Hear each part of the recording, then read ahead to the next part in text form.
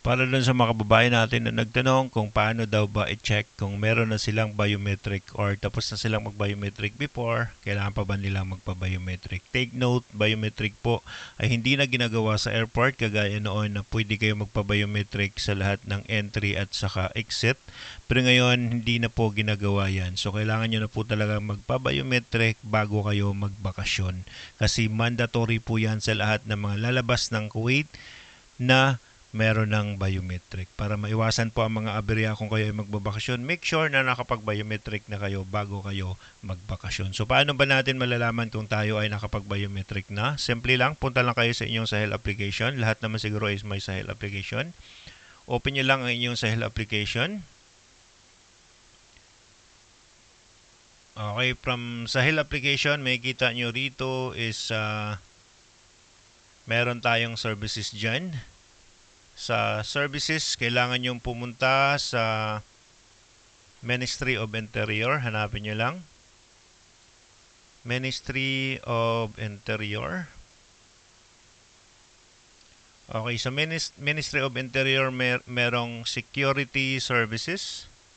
Click nyo lang yan. Tapos makita nyo dyan merong verifying the necessity of performing a biometric enrollment. So, i-click nyo lang yan.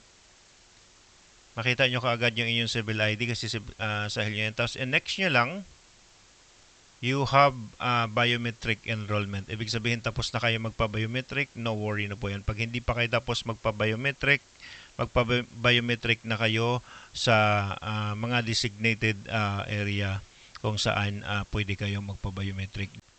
Kung kayo naman ay hindi pa nakapag-biometric, ang gagawin nyo lang, punta lang kayo sa home ng inyong Sahel application, click nyo lang yung appointment. Sa appointment, makikita nyo dyan yung book, click nyo yung book, tapos ibaba nyo sa Ministry of Interior. Okay yan, Ministry of Interior, click nyo lang siya, tapos click nyo yung General Department of Personal Identification, click nyo. Tapos, i-click nyo yung biometric enrollment. Tapos, pili lang kayo ng branch kung saan kayo magpa-biometric. Hanapin nyo lang dyan kung may schedule. Tapos, pag once done, puntahan nyo na para makapag-biometric na kayo. Okay, so sana nakatulong po ito sa inyong mga idol. Pakishare po ang ating video. Thank you so much. Bye-bye. God bless.